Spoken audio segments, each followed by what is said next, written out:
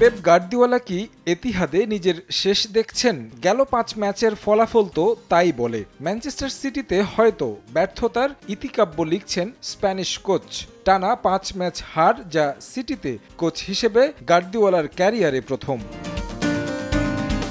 Champion coach এত সহজে অবশ্য হার মানছেন না। ঘরের মাঠে টটেনহ্যামের কাছে বিধ্বস্ত হওয়ার রাতে ঘোষণা দিলেন সিটির সঙ্গে সম্পর্কটা লম্বা করার। এই বাজে সময় কাটিয়ে সিটিকে আবারও ফেরাতে চান চ্যাম্পিয়ন রথে। এতিহাদের এই রাতটা ভুলে যেতে চাইবে যে কোনো সিটি সমর্থক। খারাপ সময় কাটানো টটেনহ্যাম হটস্পারকে আতিথ্য দেওয়ার রাতে এভাবে লজ্জায় ডুবতে হবে তা হয়তো স্বাগতিকরা কল্পনাও করেনি। কারণ গার্দিওলার দায়িত্বকালীন এমনটা যে কখনো ঘটেনি। প্রতিপক্ষ টটেনহ্যাম হটস্পার যে খুব একটা ভালো অবস্থায় আছে এমনটা নয়। তারাও এই ম্যাচের আগে হেরেছে টানা 2 ম্যাচ।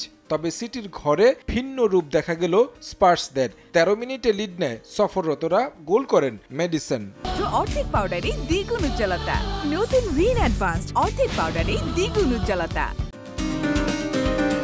20 মিনিটে লিড দ্বিগুণ করে টটেনহ্যাম। সন হিয়ন মিনের পাস থেকে জোড়া গোল পূর্ণ করেন মেডিসন। প্রথমার্ধে আরও বেশ কয়েকটা আক্রমণ ছিল কাঁপন ধরানো, তবে সিটি গোলরক্ষকের নৈপুণ্যে রক্ষা পায় স্বাগতিকরা। আধিপত্যের ধারা সফররতরা ধরে রাখে দ্বিতীয়ার্ধেও। ঘরের মাঠে চ্যাম্পিয়ন সিটিকে খুঁজেই পাওয়া গেল না। 52 মিনিটে গোল করেন পেদ্রো, 3-0 হয় ব্যবধান। সিটির কফিনে শেষ পেরেক ঠুকেন জনসন।